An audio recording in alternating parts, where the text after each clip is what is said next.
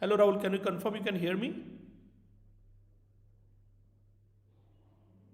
Let me know if you can hear me. Or does it happen only after the actual YouTube session starts at Yeah, 9:50? yeah, you have to stream. त्याच्याशिवाय नाही तुला करत. तू stream नाही केलेलंस ना अजून? केलं ना मी. हा.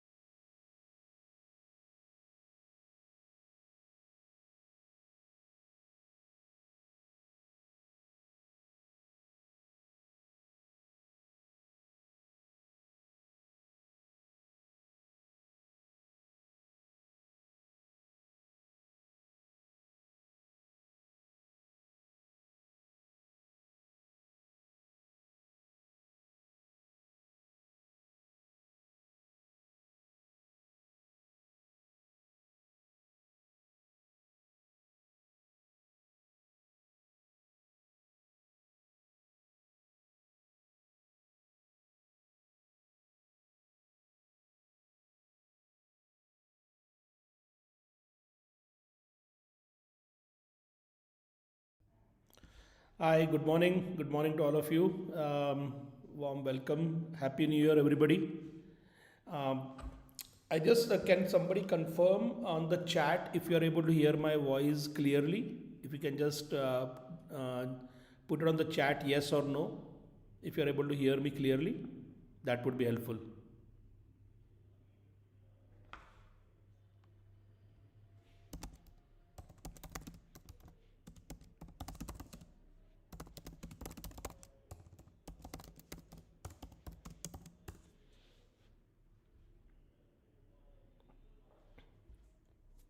Can somebody post on the chat if they can hear me clearly? Great. Thank you. So we'll give it a couple of minutes. This is the first session of the semester. We'll give it a couple of minutes and then get going. Today is a very interesting session. Hope and especially in this new world of artificial intelligence, all these skills are now not just important but critical to even get a job. So hopefully today's session will be very useful to all of you.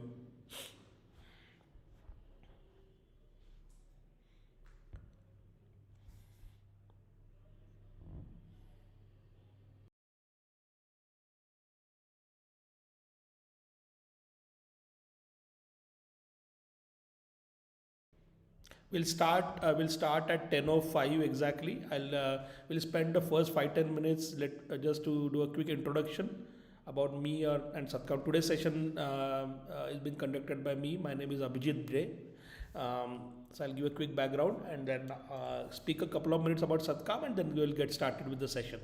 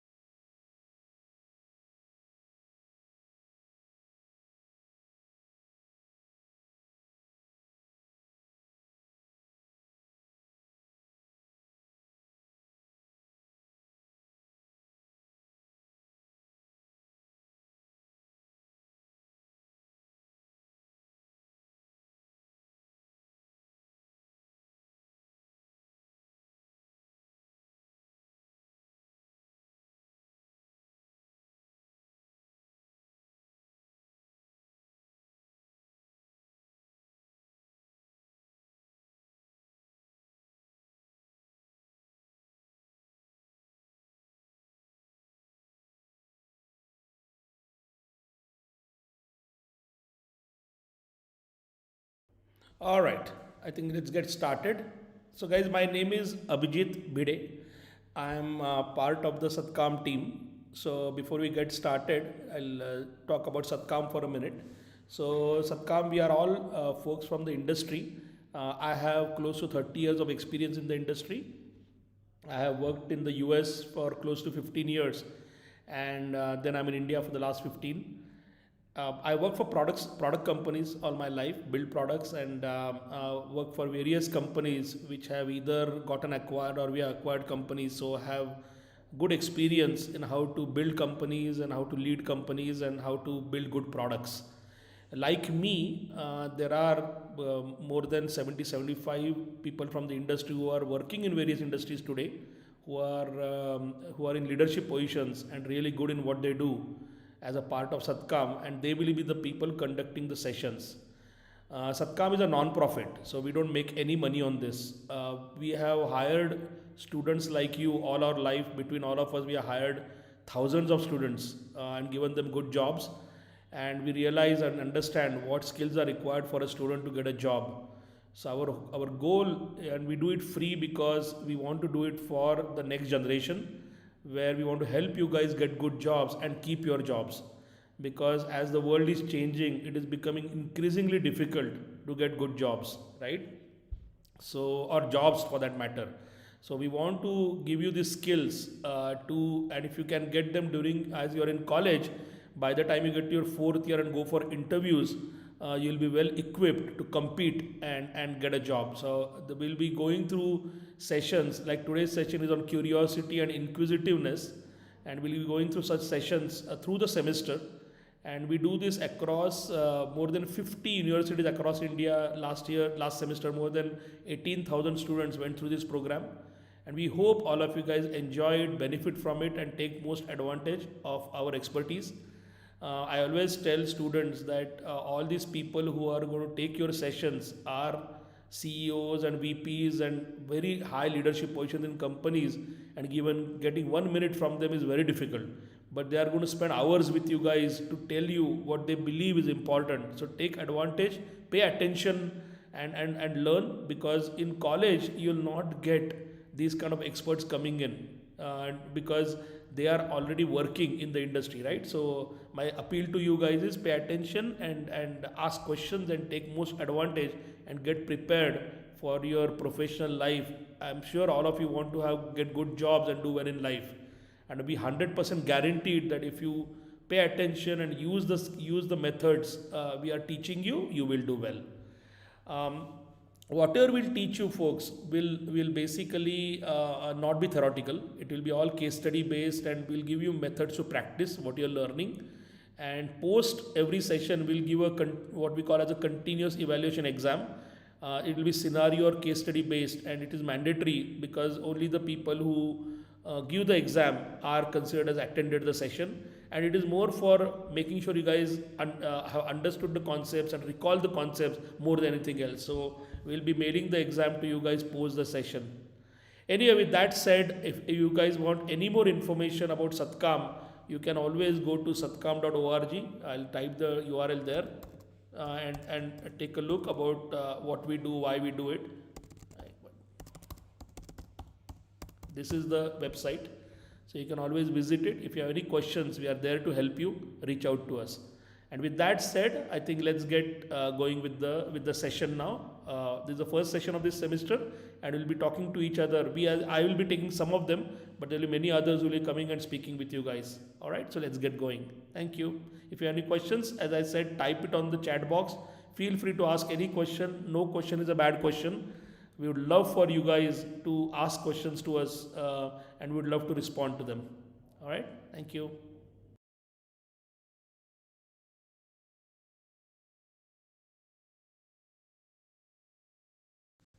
Hello, all. First and foremost, welcome to this exciting topic of curiosity and inquisitiveness. So, basically, today we are going to spend some time on this important topic, which we now believe, for all of us coming from the industry, that it is no longer even a nice to have. It is like a very necessary skill for all of you, and we'll learn why, and we'll try to convince you why it is so important for you to have a good professional career. With that said, it is a set B. We are teaching this topic to students in four parts: set A, B, C, and D. And while the sets are not linked to each other, you can start from any set. This is the B part of the set. Yeah. How are we going to learn this topic? Basically, this is the agenda. We're going to start with first, before we start saying anything about this topic, we need to be convinced that why it is important in the first place, right? So let's talk about that. then all of us are today, regardless of which profession you are in, AI is everywhere and it is going to only keep increasing. But while AI has all its benefits, it is also, in a sense, a trap for a lot of professionals because AI is doing a lot of things we were doing in the past. So let's understand that, because finally you need to inculcate or get all these skills to get better at using AI and become the masters of AI rather than a slave of AI, right? Else AI will just replace us, and we don't want that to happen. Now, before we go into how we acquire this skill, it is always interesting to know why what is stopping us from having this skill in the first place today, right? Because unless we address that, how can we learn the skill? So we'll talk for a few minutes on that. And then we'll start going to the methods and how can I get better. And this topic sounds very simple: curiosity and inquisitiveness, our ability to ask questions. But you'll realize, and you would have seen everywhere, that we always shy away from asking questions. We cannot stand in public and ask questions, or we have not learned the ability to ask good questions. So why is that, right? So let's learn some methods to get better at it. So then we'll spend some time on those methods. There are multiple methods. We'll learn two or three of them today. In today's session. And then we'll go into how can I practice it, and I practice it in various scenarios, right? Sometimes you'll have time constraints, so how can I ask all the questions I want? What do I do in that case? And we'll do a small case study around that, and we'll learn all of this using case studies only, so it's like relevant. And it's these case studies are from day to day life, right, from our experiences.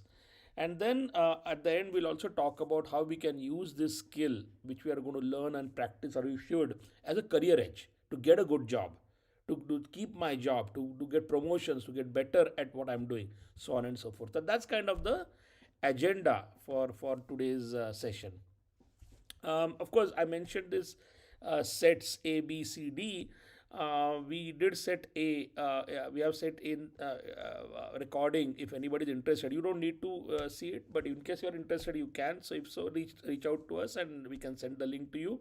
But today, let's start focusing on what we want to teach in set B, right?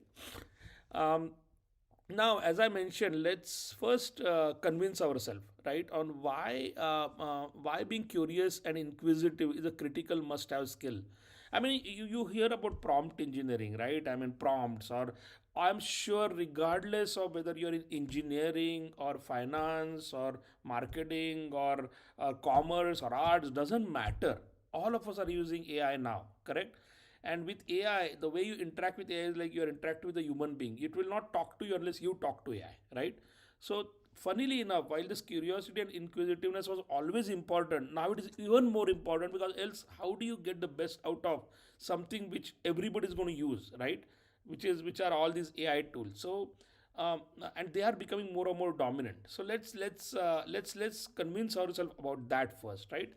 So, I mean, most times what is happening nowadays is we have got something so powerful with us that we are using it like a black box. I'm asking some question, I get some answer, and I say that, oh, that answer must be correct, right? So basically, when you use something like a black box, you never try to understand how that AI is coming up with the answer. I never asked it all the right questions, so I have a good understanding. So tomorrow, if it is sending me some wrong information, I know it is wrong. Correct? So if you don't understand that, right, then what you are doing, everybody can do. Because the question, if you're asking simple questions and just taking the answers and giving it as your answer, then anybody can do it. So why do I need you? Correct? But actually speaking, the skill of curiosity and inquisitiveness can really help you with this, and make sure that you are valuable to the company, because you understand now really well on how to use AI in the proper way. And also, remember, while I'm talking about AI, because it's very relevant to your generation now, it is a general skill, right? Curiosity and inquisitiveness is a general skill while interacting with anybody, or learning anything, or trying to stand out with knowledge. Just AI, just there today. So coincidentally, I need that skill to also interact really in a much better way with AI, right? So I mean, simple analogy, right? I mean, let's start with a very simple example, which can kind of give you an idea what I'm talking about. So all of you would have used Google Maps, right? And you know that it uses GPS, right? So for example, you're using Google Map and it takes turn. I mean, this is an extreme example, and Google Maps drives you while you're driving. It tells you take a right, and there's a lake there, right? And you basically can follow it blindly, but you'll not do that, right? Your brain, you know it is wrong, but now imagine for a minute that while you're using Google Maps, your phone dies or you're completely lost. You're gotten so used to now, right, to use a GPS like a black box or a Google Maps like a black box that you never even start paying attention. You stop paying attention to the landmarks, to what is around the before GPS was there. People had to pay attention to where they wanted to go, what are the roads, what are the signs, so that if they get lost, it's very easy for them to in their head to create a map and make sure I find my way. But a black box means I'm trusting it blindly. I open Google Maps, and if I have to go from point A to point B, I don't even pay attention to the road around me. I don't pay attention to anything. So tomorrow, if I don't have that, what if my phone is not there with me? What do I do now? Right? I have no mental model. I have no idea of where I am. I have not paid attention to any landmarks. Like there is a temple, there is a building, there is this turn, nothing. I'm not paid attention because I'm just looking at the map. It says turn right, I'll turn right, turn left, turn left. Nothing, and I'm lost now. Correct? So actually speaking, if you why if you are paying attention, you're actually asking questions. Hey, wait a second, this temple is here, and from the temple I took a left. Which right did I take? You're continuously asking that, answering your own questions in your head. And I'm starting with a very simple example of curiosity, right? That I'm curious that wait a second, I took right here, I reached here, but I could have reached the same way from some other direction. So now you are being curious about the area and you start exploring. Whereas with the GPS, you don't need to do any of that, right? And the reason this analogy is important is because today, slowly but surely, because of Google Maps, we are losing that ability to become curious about the space around us, right? We don't pay attention to things. It's a very small example of a very big skill we are losing, which our brain is very well capable of remembering things, of questioning what I'm seeing, and I'm losing that, right? And now you can scale that to all the things you are doing today, which will be you use like a black box, like GPS. You use AI now, right? I'll ask it, it tells me, I'll take the answer. So I'm losing the ability to think, ask questions, become curious about why, what, etc. That's why this example, right? So what we are going to learn in today's session is actually to see how I can avoid that, so I don't lose that critical skill, which will make sure when an organization tries to hire me, they don't look at me saying this guy just can use AI like a black box. I can get 1,000 people like that, or maybe I don't need anybody like that. But wait a second, this guy is actually a master of AI, right? Master of this because he has acquired this skill by asking the right questions, by being insightful, by being curious, by ability to work with AI in a much better way, right?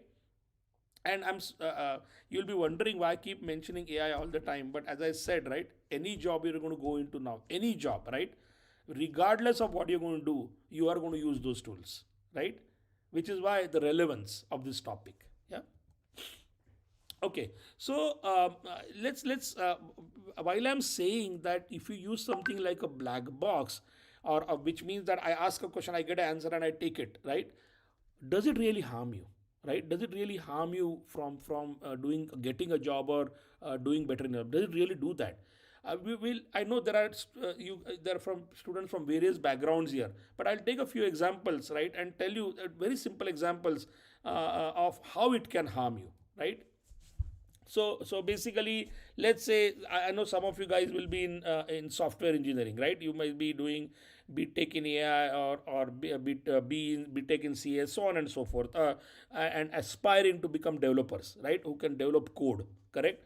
Now, I'm sure today also, while in college, when you're getting projects, you're using some AI tool to write code, right? It generate code, so on and so forth. Now, the trap is that you will basically use AI. Now, you're not write code, because while you're writing code, you can make mistakes, and when you make mistakes, then you correct them and you keep learning by making mistakes. Now, no longer you need to do that, right? You'll ask AI to do all of that, correct? So now when it gives you an answer and it works, right? You don't bother to pay attention to the logic it has used. How is it constructed? How is it going from point A to point B? So you just take it, submit it, correct?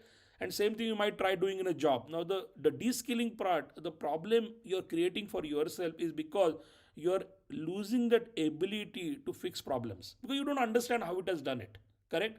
Now imagine you go for an interview and they give you a problem and you don't have any AI tools with you, right? And they most of the time what they will do is they'll put a problem inside so that when you write you face that problem and they want to see whether you can understand and solve the problem, right? Now you don't have that capability, you don't have the depth or understanding. So now even if you get a job, you'll remain like a junior person because you are just basically somebody who is more like a librarian, right? I mean to use a word because you're just being asked, you do something and you submit it and you're done. Whereas the people who will move forward are the people who will be called saying, hey, wait a second, we used AI as a powerful tool, but you are the subject, you are the expert. So we are having a problem. Tell me how we can now work with it to change the logic. But to change the logic, I have to understand the logic in the first place. You will not understand that if you are not used AI like a if you are used AI like a black box, right? And how we'll relate this to this ability to ask the right questions and be inquisitive so that you can understand this logic is what we're going to learn in today's session. But this is an example of how you can de-skill yourself over time, and some of you may be able to relate to this with your college projects because you might have done something, it looks good, you get marks, but in a job there are no marks, they actually are going to test you, right? So that's the trap you might fall in. Now, you might be thinking this might happen for only technical people. No, you're a marketing guy, right? Now, things are becoming so simple with AI that you can use AI to generate like a headline or a creative image or a social media post, and you just say, okay, I'm done, submit it. Now, the problem is that if everybody has the same tools, everybody has the same access to AI tools, right? So then everybody's marketing will become almost very similar. How can your company stand out then? How can your product stand out for which you're marketing? So now AI just averages out because it's like it has all the data from everything. It just averages out and creates something which anybody can use. But now what you will lose as the abilities, can I understand that for my product, my customer, how can I generate something, right, which is unique? Correct? Because now you have started relying on AI completely. So you stop your brain from thinking that what are the questions, what are the things I should be asking about my customer, about my product, so that it will stand out, so that I can create a marketing campaign which is different from others. Because your competitor is also going to use the same AI tool. So now everybody is the same. So now if you're in that company, your boss will say that what are you bringing? Because you're doing the same things everybody is doing. So you become invisible, right? You don't become that visionary guy who can do some different things. And what stands out in the market is when you're different and more impactful than others. So the marketing guy will just become what everybody is, and slowly but surely they'll say, why do I need you, right? So this is that de-skilling trap for a marketing person.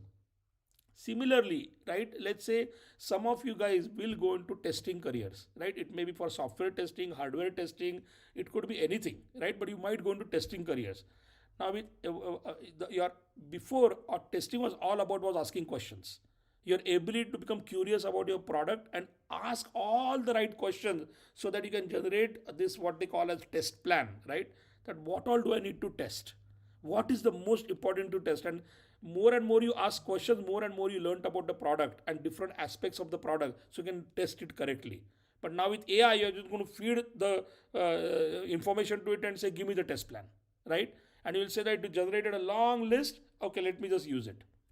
Now, what are you losing with this, right? Testing is not about checking the code or checking the product for what it is built for. It is about how you can break the product, right? But you cannot break a product unless you are thinking about the product in all different ways on how it can break when it goes out in the market, when customers start using it. And for that, you need to ask various kind of questions, right? What will happen if I do this? What will happen in this scenario if this happens? What happens when a customer does this and then that? These are the kind of questions you need to start asking in various ways so that you can say, oh yeah, okay, I need to test this, oh I need to test that, if this happens I will do test that. Now if you're not asking those questions, you have lost that ability, and you are using AI like a black box to say, give me all the testing I can do with this product, it will give it to you. But you will lose out on many things which actually only you can do, and not AI, because AI is, as I said, it's an average thing. It will average out that such products should be tested this way. So for such products, test these things. It is just going to average it out. You know exactly who your customers are, you know what your product is supposed to do for that customer, what market it is in. So only you know that, and if you're not asked the right questions to generate that or to create that, then again, as I said, you will fall into that de-skilling trap. And then you will, again, the company, they'll say, why do I need you? I will feed it. Why do I need a tester or a QA person to do this? Anybody can feed it and get the answer from AI and use it blindly, right? So these are the kind of people who are at risk of even getting a job. Forget about keeping a job, right? Same, I'm giving few examples because a lot of you guys might be aspiring to do different things when you get out of college, right? So like somebody wants to go into marketing, somebody wants to go into development, somebody wants to become a tester. Similarly, somebody wants to work in UI UX. You might have people from the creative side or an engineer who wants to develop UI, right? Same thing again. You can use AI to generate, give me this creative, just design this layout for me. It can do that very easily actually, right? So then before you needed people to really ask questions about many things, saying, oh, I have this kind of a user, right? Who is basically most of our users are old, not young. So for an old person who is going to use this, what kind of UI should I construct or design so it's very comfortable to them, right? There are other aspects only you know about your product or your company or your market or your customer or your competition, which AI won't know, right? So again, it is going to develop average for you. It will look nice, but it will not be successful because it has not accounted for many important things which you can only get after you ask the right questions and then design the UI by answering those questions. But you're not asking those questions, right? So then why do I need you? Because AI can give me a normal UI very easily or a design very easily, right? So what is your value to me? That standard design everybody can do now, right? Before it was not true. When there was no AI, you needed people even to do the standard designs, but now you don't. And the only way you can avoid that is by asking all the questions you need to ask to understand your product, your customer, your competition, your area, so that now the design or the UI you design actually fits what your goal is, your need is. AI can't do that, okay? Because it doesn't have all the context, correct? So again, the curiosity and inquisitiveness or ability to learn to ask good questions is the key skill here, because else normal questions are getting answered by AI anyway, right? Maybe you're in customer service. Again, one of the important jobs of customer service always is to find out if my customer is happy, right? Now what I can do is I can take all the I can take all the app reviews from and just feed them to AI and say, hey, tell me if my customer is happy or not, and give me the score. It will do that, right? But in that there are some comments which you're not asking questions around, saying, hey, why is the customer saying this? Oh well, wait a second, one customer liked it, one customer did not. How is that happening? Why is he liking it and why is he not liking it? These questions will tell you what is the problem with your customer satisfaction. There is an emotion behind every product, right? And that AI can't realize. But unless you understand that data really well and start asking the questions to analyze that data, right? How will you come up with insights or things which only you can come up with? AI, if you feed that data to AI will come with the answer saying, oh, your customer likes this, your customer doesn't like this, this is the score. Yeah, sure. But what have you learned now? You're taking it blindly. And if AI says now that, oh, your customer doesn't like this, so do this, you'll say, okay, do this. But then tomorrow, if that doesn't work and somebody asks you the question, why did you suggest this? You don't know the answer, right? You just took it blindly, right? So that is another kind of trap, right? So the question becomes, our topic is curiosity and inquisitiveness. So how does it help you avoid this de-skilling trap to make sure that you don't become irrelevant to the industry, that companies will hire you despite of AI as an AI master, right? That you can use it as a tool, correct? Or if you're in front of a customer, you're in front of anybody, you can actually do a good job because you have learned the skill of asking the good questions and using those to actually do your work, right? Now, before we do that, though, most people will be saying that, wait a second, I understand it is important, but I really cannot ask questions. But why do people feel that? What are the usual reasons why people stop being curious or stop asking questions? And this can be in public forums, or this can, because when you ask questions, you can ask it to a tool, but most time you'll have to interact to ask these questions. You have to interact with people who know better than you. But something stops us from asking questions, right? What are those things?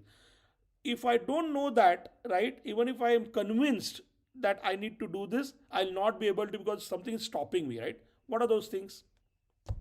So before I go there, right, if you have any questions till now, right, of what we have covered, if you're confused about something, let me know. I'll pause, and you let me know, and we can chat a little and address those before you go further. Yeah. So as I said, what are the reasons we don't ask questions? So most times, I mean, this happened with me also when I was my early career, right?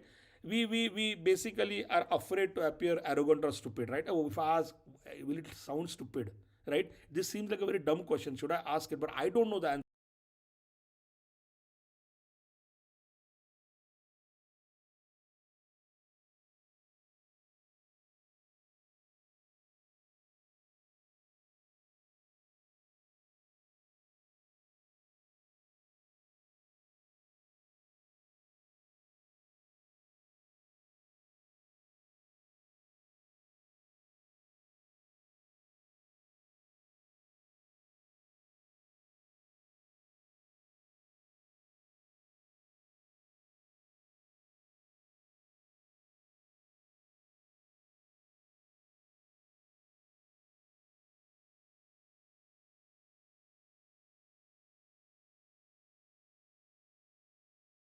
Your company that you're asking questions.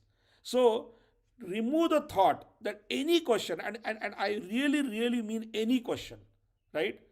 That if you ask a question as simple as, oh, I don't understand why sun rises in the east and sets in the west. It's okay. How many people actually are curious to know that? Maybe they know, or even if they don't know, they're saying, oh, it sounds so stupid.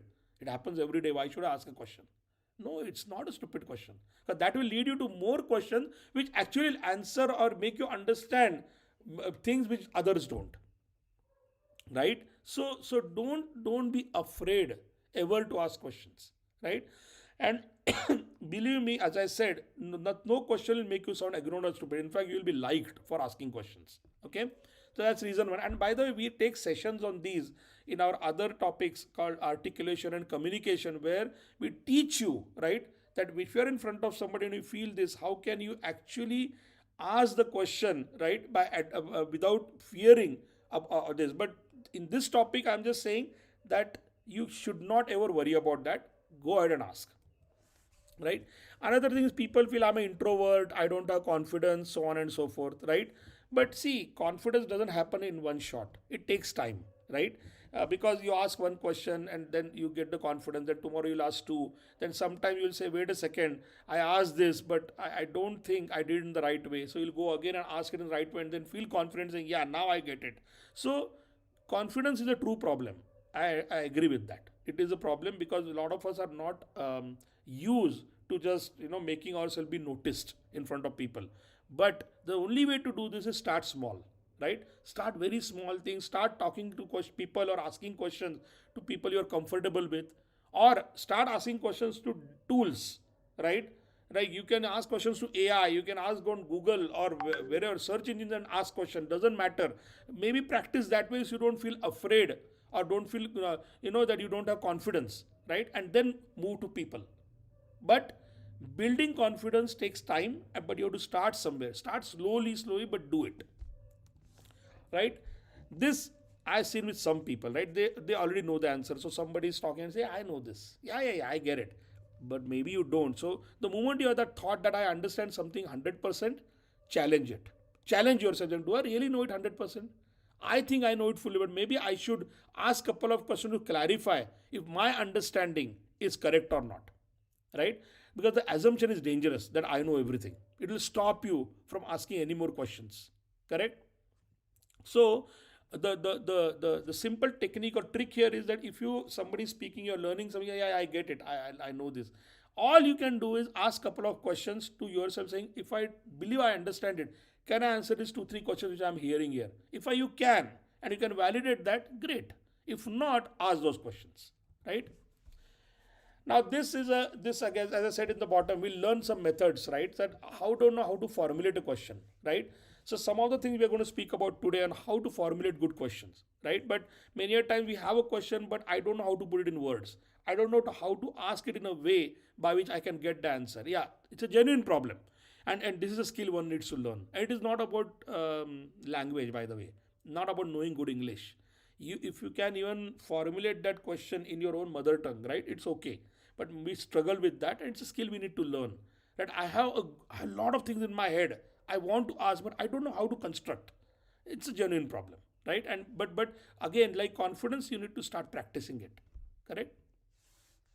And this is another thing, time constraint. Your teacher is teaching in the class, you have a question, and you feel, oh my god, the class is only 60 minutes, and only I have a question, but if I ask now, I'll waste time, and there is limited time. So how do I ask? Or that person may not answer because he's going to be impatient with me, right? He's not going to answer because there is limited time, right? But we know it is important to ask. Now there, what you need to learn is, I don't have time to ask many questions, but what is that one question I could ask by which that other person will be patient and say, hey, great question. Let me spend some time in answering it. So we are going to actually learn some part of this also in today's session, right? And how do I, if I limited time, right? How do I rightfully focus and ask the right question? We are going to talk about that, right? Because curiosity and inquisitiveness topic for today, it is not just about coming up with questions. It is also knowing what question is more important so that I can go in a sequence and it's not random, that I just don't keep asking things all over the place. Yeah, correct.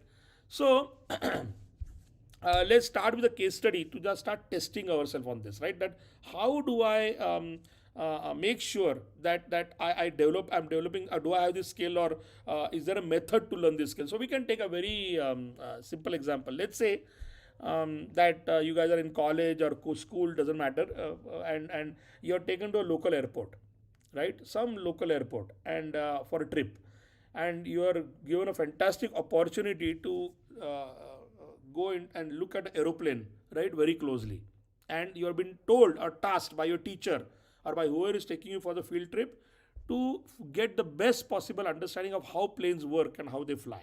Very simple. You are actually going to physically go and see a plane, right? Now, there is nobody, you can go and just walk around the plane and come out. Nobody is going to tell you do anything, right? Or you'll have people that you should be asking questions to learn about it, right? But now there are many people with you, right? How do I even come, what are the questions I should ask? So let's start with what questions come to your mind, right? Think about it. What questions come to your mind? It's an aeroplane. All of us have seen aeroplanes. All of us are fascinated by aeroplanes, right? And you have an opportunity now to learn, and you have been told that you have to learn how planes work and how they fly in this field trip. What questions come to your mind? See, if I think about the kind of questions that might come to your mind is that how is it happening? How does something this big made of metal can fly? Actually, it can go up. Like it's like a physics, right? The physics of flying. I might think about that, right? Then I might start asking that there's a plane, it's sitting here in the aeroplane. Where is it going? Right? Then it can talk about how many people can it carry? Right? What kind of fuel does it do? Does it use the same petrol I put in my motorcycle, or does it use a different kind of fuel? Right? Can it go up? Every plane go very high? How high can this plane go? Right? How much does it cost? So if you notice what's happening is I'm asking questions in various areas, and they're good questions, by the way, right? Because I'm just looking around and so many things are coming to my mind, right?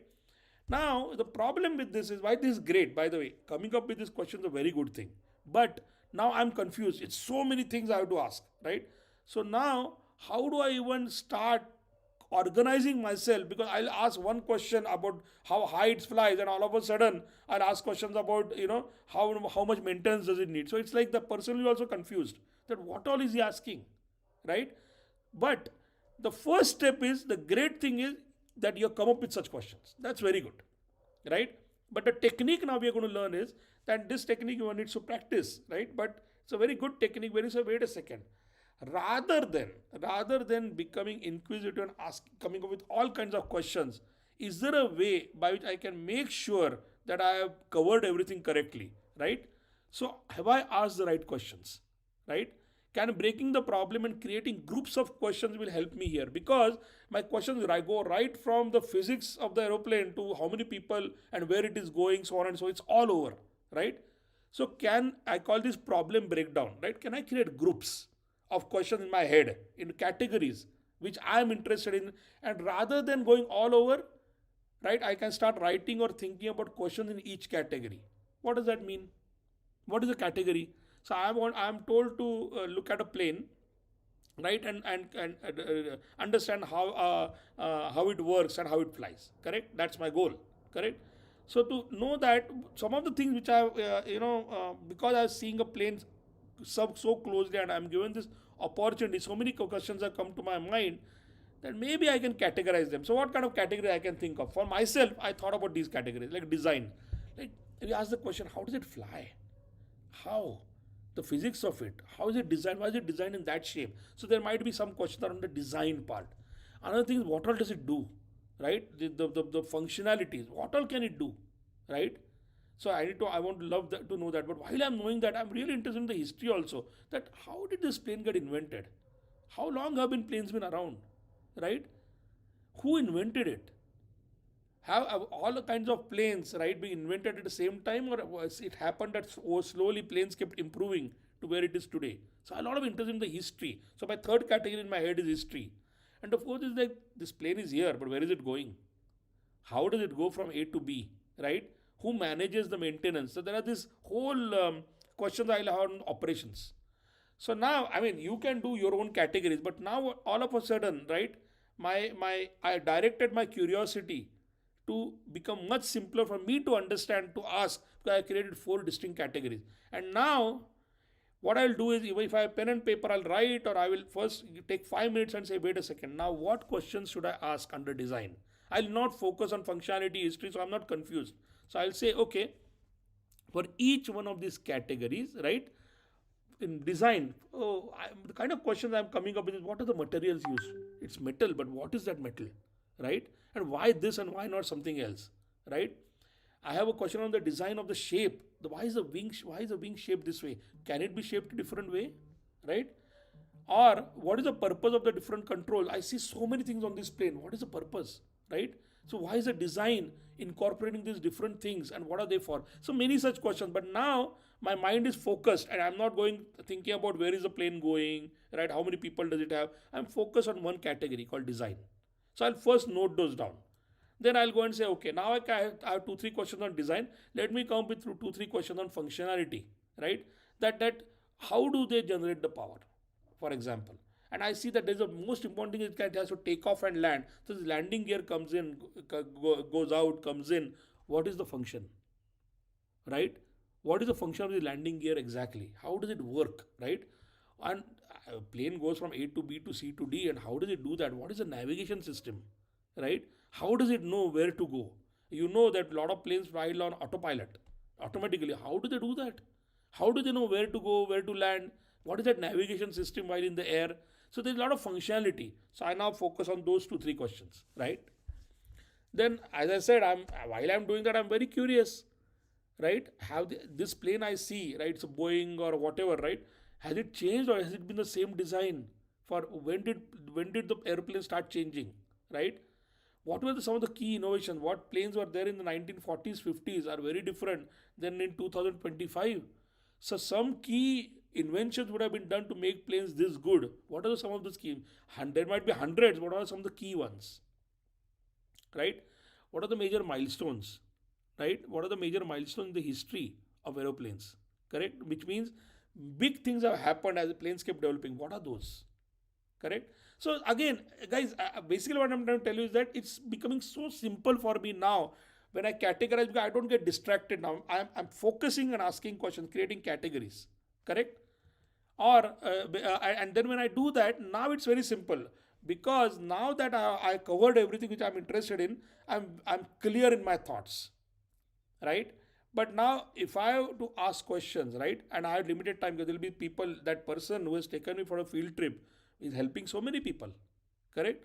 So now I have to look at it from the goal. What is the goal given to me? The goal is get the best possible understanding of how planes work and how they fly. So now, if I look at my categories, what would be the most important category, right? The most important category, since my goal is to understand how planes work, will be about functionality, right? Operations and design, right?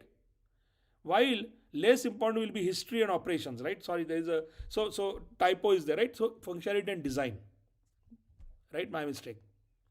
There's a typo there, right? But function and design become very important, because unless I understand why the planes get are designed in a certain way and what functionalities do they have, right, when they fly, how will I get an understanding how planes work, which is my goal. If more time is there, then I'll start asking questions around the history and the operations, that, oh, the maintenance, how do they do the spare parts, how, what is the servicing when they go from A to B, how do they at the airport, what do they do? It's all about the operations part, right? Or the history of aeroplanes, who invented it, what are the big innovations. All those questions are good, but if I have limited time, what I'll do is, now I am very clear in my categories. And what this also does, guys, is it now, this technique of categorizing and thinking of one category at a time and asking questions also helps you organize yourself, right? Another thing also it helps you is that when I start asking random questions all over the place, I don't even know what I missed. I might have missed asking something completely. But when you create categories about design, functionality, history, operations, there will be 4 or 5 more categories, safety, so on and so forth, right? You might have so many, but at least now you know very clearly that out of the 7, 8 categories which will give me a complete understanding, I'm covering 4. And out of that, for my goal, I'm asking questions around 2. So see the clarity you have, correct? See the clarity you have. Now, because of that clarity, when you ask the question, the other person says, wow, okay, this person is actually focused, asking all the right questions, right? So this technique is categorization, focusing on the category and deciding now what category is more important around asking the question in that for the goal you have. Because not every time, if I had given you the goal that understand everything about aeroplanes, then there will be no priority. There is nothing more important. Because I told you understand everything about aeroplanes. But usually that doesn't happen. You specifically have a goal. In this case, the goal was understand how planes work and how they fly. So asking questions around those categories is most critical, right? So it's a very simple technique, that learn to categorize, focus with those questions, then ask them, right? So in since we are talked about like the need to be curious and inquisitive, and one of the techniques on how you can start practicing this by categorizing, focusing, and then asking to ensure there's good coverage of all the things you can think of, and then only focusing on the right ones, correct? That's this technique we are talked about. So do you have questions around that before we go any further, right? So if you have, then we can discuss, because now we'll go into more techniques, correct? So I want to make sure you have good understanding till now. Okay, so now all well and good, right? But maybe let's take a small detour and say that, yeah, you keep telling us that curiosity and inquisitiveness, and yeah, with AI, I am saying it is now must do. You don't have any choice if you want to stand out, get a job, and do well in your job, right?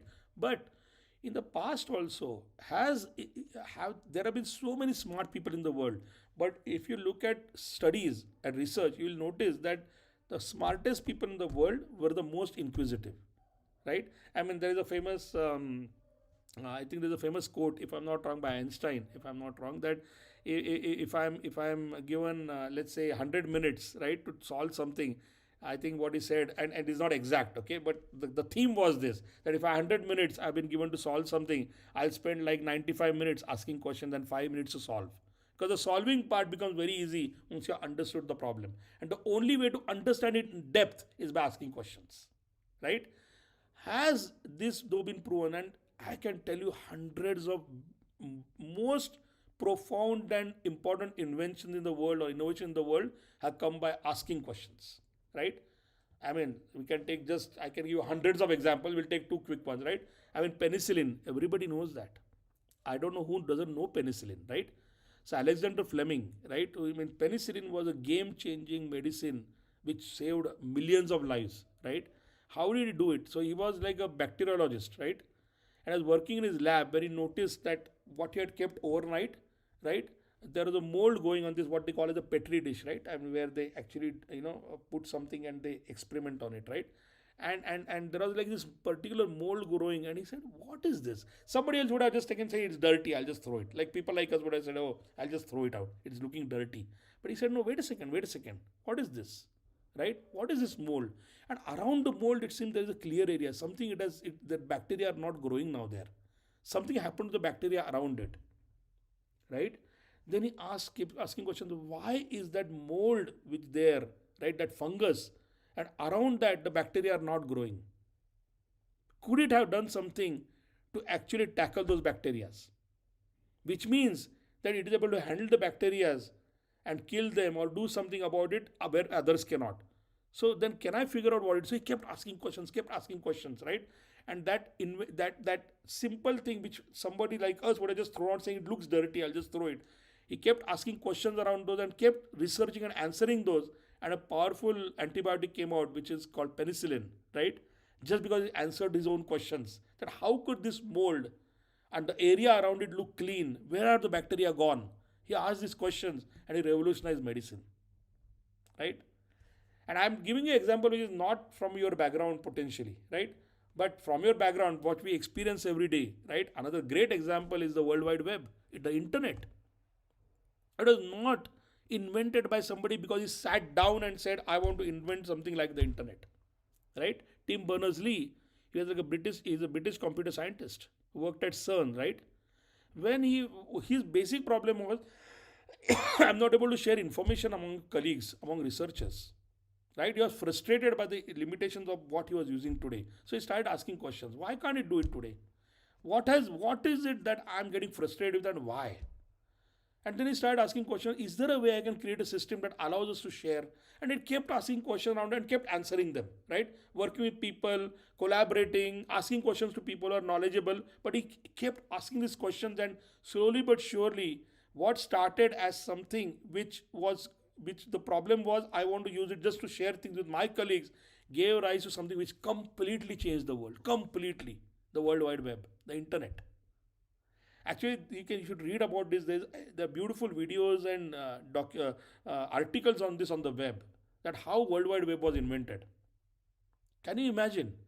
Curiosity and inquisitiveness gave rise to something which has profoundly changed our lives, which is the World Wide Web, right? So, by the way, today in your world of AI, there are similar case studies on how people are able to do AI inventions around AI. AI research started like 60, 70, 80 years back, right? And it didn't start saying I want to invent something. It started by asking questions. Why is our brain able to do something like this? How can my brain do this? How can my brain do this? Because everything AI is doing is trying to mimic what our brain does. But it's not like I know the answer. So unless I ask the questions, how can I get the answers? Right? So the moral of the story is, guys, that asking questions is not an exercise just to learn. It actually can result into insights which can lead to fantastic things which other will not even have thought of. Right? If given time, I can give you 100 more examples, but I hope that I've been able to give you two very big examples which change humanity, just change the world, because they could just ask the right questions, and those questions led to answers which led to fantastic inventions, right? So now going back, I just wanted to do this small detour to make sure it's this world of curiosity and inquisitive is so exciting, right? That once you start thinking about how some of the most amazing things in the world have happened, you start getting more excited about this topic of why I should be one of them, why I should learn this, right? So are there more techniques? We learned one technique, categorization, right? Are there more? Categorization and prioritization we just talked about in a minute back, right? One other beautiful technique is called open-ended versus close-ended questions. Lot of us guys are used to asking very close-ended questions because we have not learned how to ask good questions, right? And before I talk more about that, let's look at a simple scenario. Imagine that there is a person who works for a car company like a Tata or a Mahindra or a Hyundai or a Honda or a Toyota, doesn't really matter, right? And you are basically, when you sell a car, the goal of every company is that if I am a person in Mahindra or a Tata, that if somebody is buying a car from me, they should become loyal to me, my brand, which is Mahindra brand or Tata brand or whatever company you're working for, and rest of their cars, whatever in their life they buy, they should only buy my brand, right? Because I loved it so much. Which is why, if you notice, right, whenever you buy something big, they'll keep coming back to you, asking you, right, trying to make sure you're loyal to their brand. So in this case, for example, let's say you're one of those people working for this company, and you're trying to, you have a customer who has bought this SUV or car from you 6 months back, right? So, and you are saying that I want to just interact with, I call the customer, or when he comes to a showroom, I want to talk, and I want to ask a question to make sure, right? Now, in a close-ended question can be that this guy, Mr. Sharma, who is basically the person who has bought the car, I'm asking, Mr. Sharma, are you satisfied with the performance and comfort? Not a bad question, right? Are you satisfied with the performance and comfort of your new car so far? You would have heard this kind of question from people. Very standard. Typically, what would the answer be? Yeah, it's good. No complaints. Because you're not, I'm not thinking, I'm generally happy with it. Generally, I'm happy. So I'll say, yeah, no, it's good. Right? So now, this good means what this person, this relationship manager doesn't even know what that means. She's going to just note down, say, this customer said good, no complaints, I'm done. But good, as I said, is the enemy of loyal. Because he's not excited. He said, it's good, no complaints. Right? Actually, never get loyalty with that, right? Because when you say it's good, it's like, okay, I don't want to waste more time in telling you more things. You asked me, I told you. But in my head, I might have other things I want to say, but you never asked me, right? So now that person Anjali doesn't know what he has loved. Whether he loves everything or there is something he doesn't like. Because remember, it's only 6 months since the car has been bought, and I want him to become loyal to my brand, right? So I don't know whether it's good, it's okay, which means I might look at other brands now. I bought Mahindra, but let me look at Toyota and Honda and Tata also now. It's good, right? This is a trap, because the yes no is called a close ended. And now in your world, guys, right, it is happens all the time. You are given a project, right? And in the project you are told that do something, and you say, okay, if I do this, will it work? Yes, and you do it. But there are ways, if you ask a close-ended question with a yes no answer, right, or something like this, good, no complaints, there's very little chance to learn. So while asking questions, categorizing and asking is important, asking in the right way also is very critical. So one technique for that is translate that question and make it rather close-ended. Close-ended means its answer will be in like one sentence, like yes, no, no complaints, it's good. Translate that into somewhere where you get more information out of the same person or the tool or whatever you are using, right? How can I do that in this case? Maybe the question is that, hey, Mr. Sharma, you bought this car 6 months back.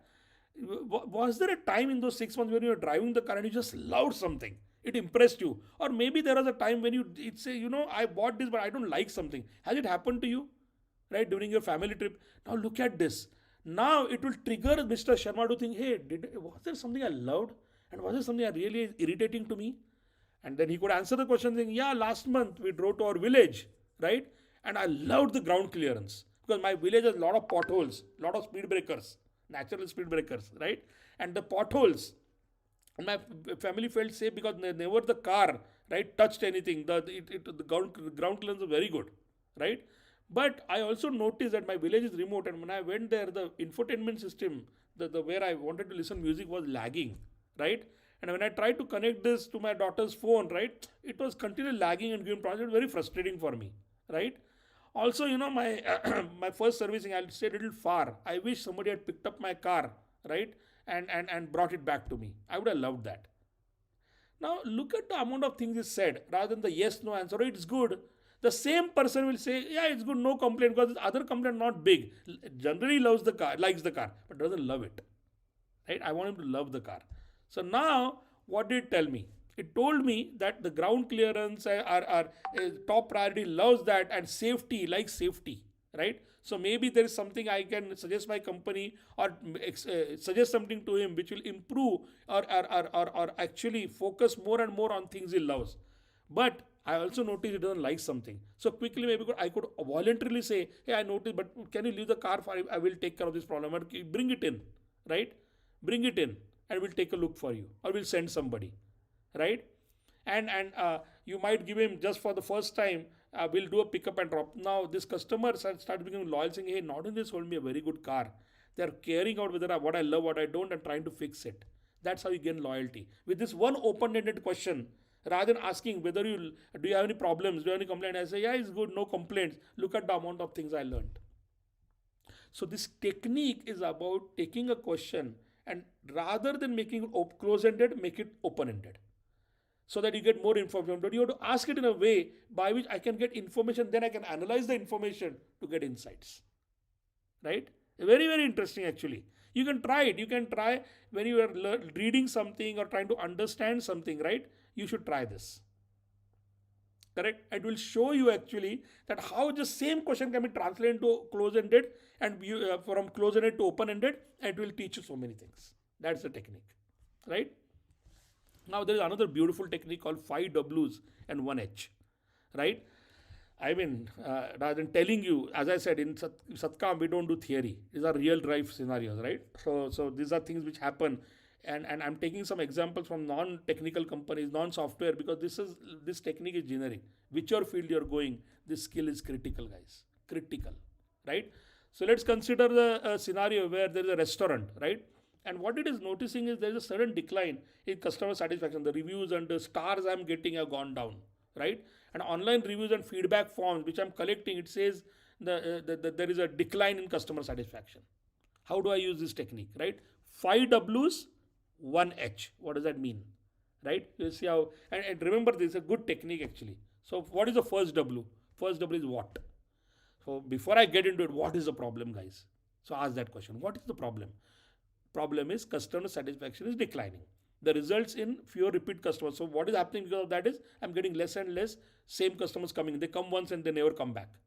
There are more negative reviews and they mention slow service, rude staff, and there is a drop in overall ratings. That is the problem. What is the problem?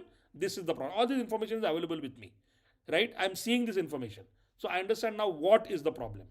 And specifically, I see that it is mentioning slow service, rude staff, and there's an overall drop in ratings. Okay, that's the first W. What? The next W, who? Who is affected? Who is complaining? Right? Now, why is this important, guys? Because it could happen that at this restaurant, right, only the young people are complaining. Anybody who's above the age of whatever, they are not complaining. So it could be, not in this case, but that it could be that is loud music, and young people love loud music, right? Potentially. Older people don't. So now I know that the problem is not with all my customers, it is with some segment or some parts of my customers which are older customers. Younger customers are happy with what I'm doing in that case. In this case, it's everybody is affected. Nobody is liking it. So this complaint is not about which kind of customer, not old, new, men, women, everybody is complaining. Tourists, families. So there is no demographic, which means there is no particular type of customer. But the answer, if it was that, oh, older people are not are complaining, younger are not, or women are complaining, men are not, or men are complaining, women are not. This tells me a lot actually, right? Because then I can narrow the problem down. So the next W is who. Who is affected? So the question the 5 W's and 1 H, the second thing I ask is who. Right? Who is affected? Now I get that answer. Okay, great. What is the third W? When did the problem start? It's not like the problem has been around for years, right? That is very important because that when tells me that something could have happened around that time frame. So I had great ratings and then started dropping. Great ratings started dropping. Or it could be that, oh, the drop has been happening over time slowly. Each one of these things will tell me different things. In this case, I am seeing that the customer decline has started about 3 months ago. Interesting. 3 months ago. What happened 3 months ago? Oh, this coincides with when I hired several new staff members for the kitchen, front house, everywhere. New people were hired. Maybe there is I don't know, but I at least now know that customer satisfaction reviews started going down from 3 months back. And coincidentally, that time, the big event which had happened was change of people. Maybe that's the reason, I don't know. But at least it gives me some information. That's the third W. Where? Where is it occurring? So now this information tells me that from the reviews I'm reading, A lot of the complaints are happening in the bar room. But I don't see anybody complaining about dining room where people are eating. If people come to dine, but where there is a bar where the people come and drink, there's something happening. So the problem is not everywhere in the restaurant; it's in the bar area. It seems like it at least, right? So the W tells me now that while the problem is not like by particular age group, right, or men or women, it is not happening for every part of the restaurant, right? This W is telling me it is happening for one part. See how I'm narrowing down the problem by asking these questions, right? This fourth W, it narrowed it down now. Oh, okay. It's happening in the bar room, right? When it started happening? 3 months back. From 3 months back, my HR, and it coincides with the new people I hired. So look at the amount of clues it is giving me now, right? New people got hired 3 months back, and ratings started going down. Everybody is complaining, but they're not complaining about all parts of the restaurant. They're complaining about a particular area more, which is the bar, and not the dining room. About rude staff, bad customer service, so on and so forth. And why is the problem happening? This requires the investigation because you answered to four W's now, right? The first four. Now this why, it'll kind of give you clues, right? That it seems to the point that the staff is the problem happening in the bar room and not the main restaurant. It seems to be happening because potentially it's the new people. Because with the older people, I was not old people. The people who were there before, I was not getting the complaints in the bar room. So why is this happening? This requires investigation, but it has given me all a lot of clues already. Lot of clues, right? Now then I can do the 1H. 5 W's, 1H. How do I solve the problem? This also requires investigation, but this is the starting point, right? Where because I answered the 5 W's, look at this. I'd say that this is unknown, but the 5 W's seem to have pointed that the cause of problem is in the bar room and it is with the staff in the bar room. So now you have a direction. Rather than going, oh, what happened, and shouting at everybody, this, that, it is 5 W's that help to narrow down the problem. So now you know how to solve it, right? So this asking questions using this technique of 5 whys and then the how is a technique of inquisitiveness which will help you solve problems. And it can be used for anything now. You're in a software company and developing an app. You can use the 5 W's and 1H. Customers are complaining, or some people are not liking our app. It could be any problem, or the app is crashing. Could be anything, right? You're working for a car company, right? And your problem with some feedback on the car, right? Or something is costing a lot more than what you expected. It could be any problem. You start asking, right? The 5 whys, right? You start asking, what is the problem? Let me first understand before I jump into solving it. Who is the problem occurring for? Is it everybody? Who is it? When did it start happening? Is it like been always happening or just suddenly? Right? Where is the problem? Is it all over the place? Right? And why? Now the reason the why is fifth is because the first four will help me get to the why. And then if I know the why, I can do the how. Right? How to solve it. That's actually our job when you join a company. That's the 5 W's and 1H technique. Right? It's very powerful. Yeah? So we have learned these two techniques now of categorizing, narrowing down, and asking, right? And then this 5 whys and one H technique. Any questions so far, right? Around this before you go to another technique, right? And remember, guys, this topic sounds, as I always said, it's simple sounding, very simple, but these are the techniques which will help you practice. Because as you practice these techniques, you will get better and better and better at inquisitiveness. Learning how to ask. Because you have to, as we said, right, there is no choice but to start slowly so that you can get better and better at it. And rather than saying just get better at it, use these techniques. These techniques will help you practice. Right? So now one of the things we spoke about at the beginning also is that around time pressure, right? Because a lot of the time it's not like I have infinite amount of time to ask all the questions I have in my mind, like in the aeroplane example, right? And this happens most times in life, right? And when you join an organization, it happens all the time. Everybody has less time, right? But I learned now how to become inquisitive, how to ask the right question, construct them in my head, right? So that under time pressure, I know exactly what to ask. Right? How can I do that? There is another factor, just outside of the goal you have, right? There's another factor you need to use. to ensure that you are asking the right questions when you have time pressure. Out of all the questions, what will you ask? So in companies when you join, there will be this happening all the time where you will be addressed. There'll be a CEO or some leader in the company who will come and start telling you every 3 months that how the company is performing, what are the plans, what is the future, what is the strategy. They'll always give you. And unfortunately, most people listening don't ask questions, and the ones who ask stand out. Oh, great, right? You want to be that person who stands out because it is a beautiful opportunity to actually get noticed and also learn, right? So in this example, let's take an example and say understand what I'm talking about, right? So let's say that there is a company called Autonova, right? It's an automobile company, correct? And all of us work for them, work for this company, right? And I am in this. They have a big facility in Haryana, right? And there's a town hall. As I said, the CEO is Vikram Khanna. He is coming to address all these people of Autonova, all the employees. We are all the employees, right? And he's just telling us about some of the things about the this will happen in any company you join.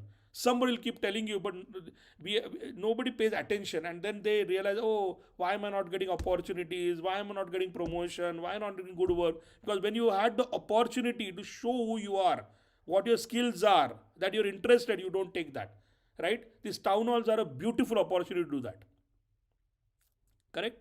So in this case, right, in the CEO's address, he is telling you, hey, the last year, right, was great. It had opportunities and challenges. We grew by 8%, which is not bad for a very big company, right? But there are pressures, there are problems, right? Our SUV are those big vehicles like Jeeps or your like the Boleros or the XUVs or the big Safaris, the big cars. That segment, we have these cars like Raider and Apex, some names, and they have done well. They exceeded, they're selling really well. But our sedan means the normal cars like you have, not like a Honda City or those kind of cars, they are not doing well. Our sedans are not doing well. Their sales are down by 15%, right? I gave you this information. Then I'm telling you that we have managed to tackle Mahindra and Mahindra or companies who we compete with in SUV. We have managed to defend our market share. We are competing very well, but we are not done well in the sedans where we have lost our market share to Hyundai and Kia. Right, we are not doing well there. But our 3 year vision strategy is drive the future, which is about electric vehicle EV. Right, we will be heavily investing in EV technology, extending our EV lineup. That's our focus. And we are also phasing out our sedans. Sedans are not doing well. We are going to slowly use that money and put it in EV, electric vehicles, right? And we'll be channeling our money towards research and development around battery technology, EVs, and autonomous driving, right? Automatic driving, those kind of technologies. Thus, who will be required for that? We are going to require EV engineers, software developers, data scientists. A lot of data is the EV car is like a computer. I need data scientists to analyze all the data and help me improve the car continuously, right? That's our goal. 3 years strategy. Now I'm ready to answer your question. Do you have any questions? This is what will happen, guys. Right? Now, what will you do? Because it's not like the CEO is going to stand there for 2 hours to answer your questions. He'll have like 5 minutes, 10 minutes. How will you know what to ask? Right? First, we said, don't be afraid, ask. Right? So come up with the question. That's a starting point. But how will you know what to ask? So it will stay. I'll learn and also get noticed. Right? Here now, guys, interestingly, right? There's so much data, but if you paid attention, and one of the techniques I use to start asking good questions is categorize. These categories we talked about, I quickly note down what actually I stood out for me. Out of all the things he said, for me as whoever I am in the company, what did I notice? So in this case, right, you notice he talked about all these things about we did well in SUVs, our market share grew by 8%, we are not doing well in sedans, we want to do electric vehicles, we will move money to EV from our sedans. A lot of things I listened to. And what caught my attention? Well, in summary, company did okay this year, so it's not in financial trouble. Because sometimes you can come and say we are going to fire people, we are not doing well. It didn't happen. So company is not in a bad shape. Another thing I noticed is important to know as an employee, right? Another thing is SUVs are doing well and sedans are not.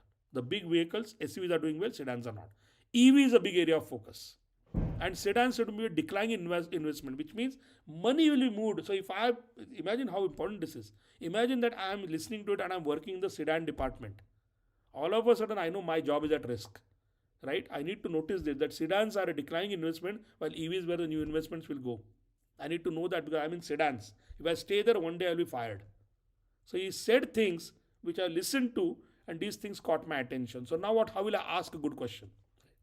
Now imagine, now the important part of this case study is that the questions are not just about interest. It is about what your goal is. Who are you in the company? Depending on who you are, your question will change. Right? This is that about this technique talks about that part. That your context, the word is uses context. What's your context? Who are you? Are you a manager? Are you in product? Are you in engineering? Are you in support? Are you in marketing? Are you in sales? Your questions will completely change depending on that. How? Let's prove that, right?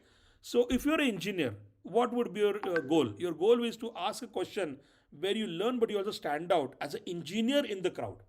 You're not just somebody. If you ask a question about saying that, oh, tell me, how will we do our next marketing campaign, right? So that we sell more. Yeah, it's a good question, but not relevant because you're not in marketing, and he'll say, yeah, you're curious, but is it an insightful question? I mean, when I have very limited time to ask, right? He'll probably answer one or two questions max, right?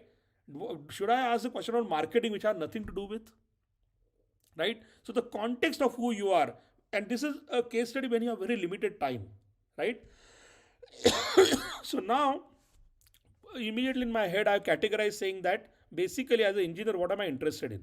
Technical things because I'm an engineer. So about whatever it spoke about technical or technologies I'm very interested in. I want to know the product direction because what I'm going to work on will depend on where the product is going, the car. What is the plan? And then I want to do well in the company, my professional development. I want to learn more so I can get career opportunities and I can get promoted, right? So these are the things I need to be focusing on as categories when I ask those questions. If I get an opportunity to ask the question, right? Correct? Because we are already learned, guys, categorize, focus, and ask. But in this case now, this technique is telling you that with limited, when you have limited time, right? The another thing you should always worry about is your context, who you are, what is your role, goal, right? In asking, so that you can ask only the right questions. Correct? So in this case, around technical, if I'm given time, what will I ask? What specific battery technology? There can be any question. This is an example, by the way, guys, right? What specific battery technologies are we exploring for the next generation electric vehicles? When the CEO hears that and your engineer is saying, hey, what's your name, young man or young woman? What's your name? Oh, this person is, asking a very interesting question. Because if I just say our focus is EV, and if he's asking about battery technologies, that means this person is really interested, right? And he should probably work in that department. Really, those are the kind of thoughts will go through my head. Or I could ask him, what is the roadmap for developing autonomous driving? Because I want to work in that department, right? If I don't know how we are going to get to the autonomous driving roadmap, right? And that's also a very interesting question. It directly pertains to me because I would like to know the product direction so I can acquire the right skills to work in that. And I want to grow in the company. So I will say, I could ask the question, what are the opportunities available for engineers? I'm working in the sedan department, right? I clearly saw that sedans are going down. So now if I want to move to EV, how can I upskill and gain expertise? Is the company trying to, if I'm a good engineer in sedans, is the company going to invest in trying to help me upskill so I can move into the EV technologies or no? Then I have to learn on my own, but at least I can ask. So now this person listening, the CEO says, yeah, this guy is ambitious, right? He's asking the right questions to make sure that he's putting in the effort to learn now where the company is going. These are very impressive questions, right? So because the context in this case was as an engineer in the company, right? Now, if you are a customer service person, right? Your goal, right, is basically your customer support, right? So now again, you will not ask question about EV technologies. You will not ask about battery technologies, right? That how do I develop, or the kind of questions the engineer asks, because the context is I'm in customer service or customer support. I want to do well in that, right? So there, what could my categories be? That all of a sudden my company is getting into an area which I don't know of, right? Which is EV. I never done support to customers who have EV, and we're going to invest more and more in that. So I need to understand our preparedness, my preparedness, my department's preparedness to do this, right? what is the future direction of customer service? Is it going to be the same, or as we go into more and more EV or more and more database support, it may not be that I have to call somebody or they'll speak with me. I might have to develop AI bots, agents, and I might have to upskill myself to do that. Who knows? Right? So let me ask you the direction. Maybe that's of interest to you. That's my career growth and professional development. It's more personally for me. What's my future is, right? That could be the categories, right? Now all of a sudden, then I know the questions to ask, right? I could ask the question saying, what specialized training will be provided to customer support? Because we'll start selling the EV vehicles, but the same people won't be able to answer or respond because they are not learned. So what trainings will be given to us? The CEO will say, lovely. Now I'll tell you what budget I allocated for that. It's a very good question. Because you actually care to say that when questions start coming, I'm prepared. Very nice. I could ask about future direction. What process will be in place to address customer concern related to EV? Because EV is a very different thing than normal vehicles. Customers will have completely different processes to address. They might expect digital interaction more than physical. Right? How do I, is there any new process we are putting in place? So now as a CEO, I'll say, yeah, good. We have to do a complete process revamp, and this person is interested in that, right? And there are, I could ask about my personally, I want to grow. So what are the digital tools and platforms we use so I can learn them? I can upskill so that I don't become irrelevant to the company, right? So these are very good questions, and I'll say great. So the reason, guys, I gave you this example is because if you noticed, right, as an engineer, what I ask, and as a customer support will be very different. If I'm in marketing, I'll not ask any of these questions. I'll ask totally different questions. So this technique is about understanding your context. Because sometimes what happens is I've seen people who take this inquisitive and ask all kinds of questions which are not relevant to them, just to show they can ask questions. Don't do that. One powerful question is 100 times better than 10 useless questions. Volume is not important. Quality is important of the question. Right? So while first step is to become curious and start asking, we need to get better and better to ask the right questions at the right time also. That's part of the technique also. So now in this technique, what you do is you take the old technique of categorization and question, but add one more layer to it called context. Who am I? What is my goal with asking these questions? And with that goal, narrow down the questions for my context. Okay? So in the new world of AI, right? Basically, we notice, right, that this has become more and more important because AI is also very generic, right? It will answer anything you ask. But if the context is not provided, the goal is not provided on why, what you are trying to ask with the specific goals and the context in mind, it will answer generically. I'm trying to make sure that you understand, as with this new world of AI, right? This is going to happen daily, guys. Daily. Right? So before we go to the last part, any questions? Any questions so far about till now? We have covered 3 techniques. Just to recap, right? We first covered, right, about the importance of curiosity and inquisitiveness. Why it is important in the first place. We talked about what stops us from being that. And as I said, in the other Satkam sessions, we'll actually go deeper and deeper into the skill of communication, articulation, so on and so forth, right? But we have to also understand why we don't ask questions. So we talked about that. Then we learned 3 techniques, right?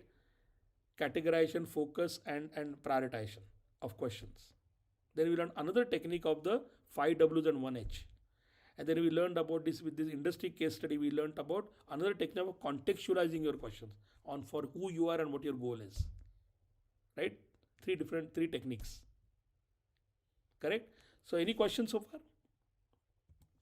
Now going back to where we started, I started with saying that in the world where AI is going to be every day, how do you use this as for career growth? Why would you be the better than somebody else and not allow the AI to replace you? How would you, in the world of AI, get promotions, right? So we can again take an example of some roles. So as I said, some of you guys would be aspiring to become engineers, software engineers, right? So today, one of the challenges with AI is that you are writing, old way. When I was in the industry, we were writing every part of the code, right? Because we had no tools. Nothing to help us. The new AI way is that basically you are asking AI. Now today you are saying write it, and AI is just doing it for you. In this example, You're asking AI to write the backend of a login, like a typical login page. Write it. Of course, it will write it, right? And you can just submit it also. Then this is my work, right? Instead of doing that, now what is the problem with that? If you do that, as we already established, you will not know the logic and you will not be able to fix any problems. But if you are inquisitive, if you do what we just talked about today, then instead of just copying the code, you will keep interacting with AI, asking the questions, different kind of questions by categorizing, using the techniques, contextualizing. Questions like, why did you choose this specific encryption? Why not others? Because tomorrow this question may be asked to you by your manager. That why this encryption library? Why not something other else? You don't know the answer because AI picked it. But if you ask this question, AI will have to justify it. Or some leader will have to justify saying, use this library, right? Then you'll say, if I'm using this logic you're writing, is there a way it can fail in some scenario? And then you talk about what kind of scenarios your customer has. So you'll keep asking these questions, right? Inquisitive way. The payoff is that tomorrow when there is a problem, the AI copier, right, the person who actually copied what AI gave and gave it, won't be able to do anything.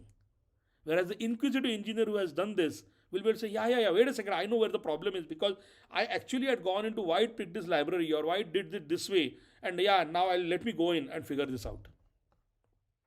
Correct? So this is a career and you will get noticed and you will get promoted. Because now out of the many engineers, you are the person who understands. Most of people will copy and paste. Don't do that. Yeah? Let's say you're a data analyst. A lot of you guys are into data science. You might become data analyst or you become data scientist, so on and so forth. Old way was in our world when none of this was there. We used to use Excel or tools, simple tools to analyze. In the new AI way, unfortunately, you're just uploading the data to the engine and asking it to analyze. And you say, okay, I give you all this data. Based on the data, give me the top 3 trends, top 3 things you notice. And AI will give it to you and you'll submit to your manager saying, these are the main things I notice. You will say you will notice, but AI has done it for you. The right way to do it is the inquisitive way, right? That you completely stare and analyze the data yourself. And you are going to see some problems, some anomalies, some issues as you see the data. Rather than asking AI to just give you the 3 trends, you're going to start asking questions to it or asking questions to the data and answering it yourself. Or there's a spike in October. Typically, the spike should not happen. Why is it happening this year? Is there a problem with the data we have collected? You start asking these questions before you ask AI to come back with the analysis. You use AI as a tool, but direct it in a way by asking these questions, you don't allow it to just conclude something before you confirm that you understood everything. Right? Now, how does this help? Same thing. You provide some conclusions and the conclusions turn out to be wrong.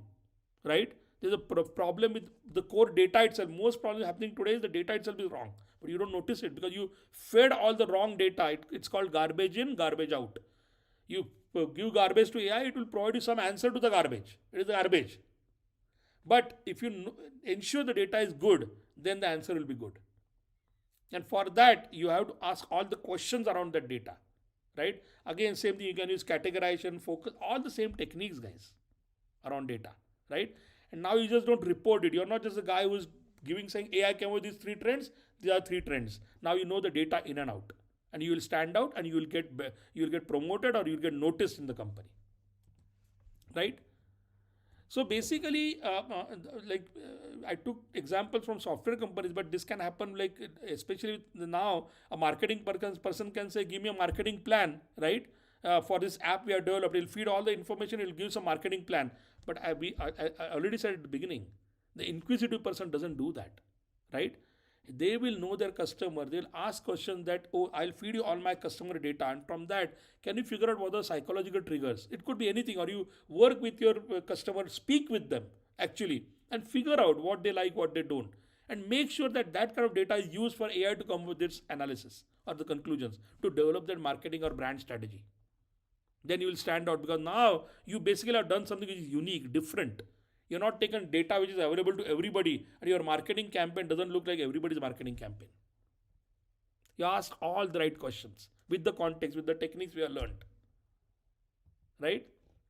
So our goal, guys, is to be learn it all. Know it all is easy now. In my world, right, when I got out from college, right, know it all was also important because nobody had all these tools and information available. Just knowing it was enough. Now no longer. You have a AI is not going to know everything. You have to learn it all, right? Don't use AI in your case as an example. Don't use AI just to finish your homework faster and say, now I'm done. Let me go for movies. Yeah, you should watch movies. Not saying no, but now you have a lot of time because AI is helping you do things which it never helped us. But with that time, how do you use it? You use these techniques to question, understand. You, as I said, you don't need to be afraid because you're talking to a tool, to a technology. Tomorrow you'll have to talk to people, right? And ask questions and get answers from people, right? So this uses extra time to do that. Because curiosity and inquisitiveness is actually a compass that tells you, right, which direction to go to solve the right problem and not chase the wrong ones. There are so many problems out there. You don't have time to solve all of them. It helps you focus. It helps you get organized. It helps you get noticed because you're now understanding the problem, right?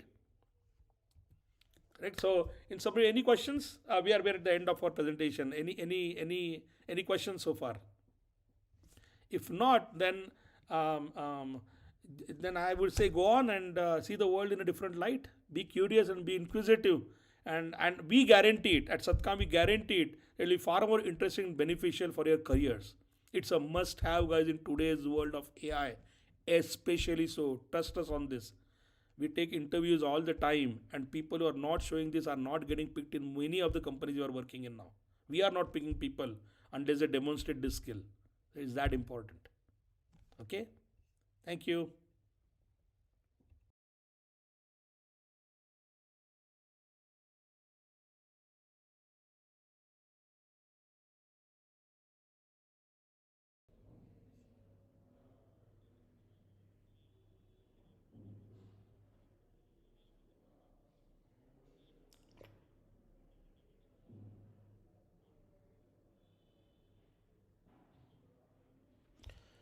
So, guys, I hope this was useful.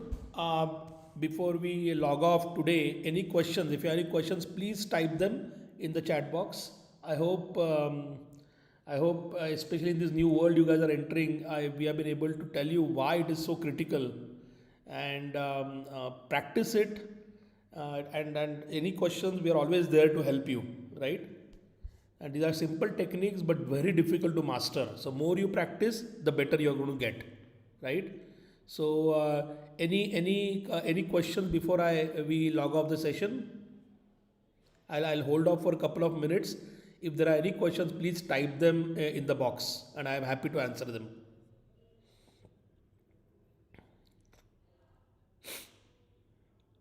There was a very good question somebody asked at the beginning, that are these learnable techniques? Can you acquire them? And as you have seen in the session, right? Yes, very much. It's not like you're born with them, right?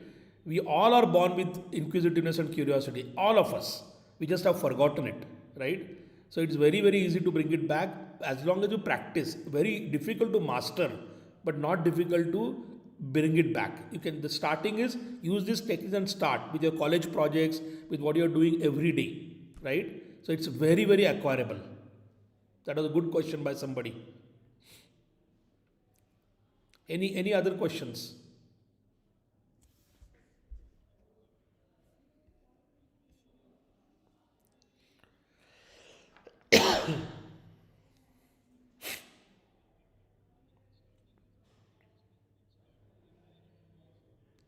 Okay, there don't seem to be any more questions. As I mentioned, we'll send you a continuous evaluation test. It's an interesting test. Do it, enjoy it. Don't worry, don't get stressed about it's a test. It's more about scenarios and a case study, so it's very interesting to do it. I hope you guys attempt it honestly and learn from it. And be doing such sessions through the semester. And I hope you enjoy all of them. If there are no more questions, then we will basically stop and log off the session. If Give me a thumbs up, thumbs down, or an emoji to tell me whether you liked the session, not liked, you like the topic, didn't like it. It would be good for us to know that. And do send feedback if you have any. Yeah.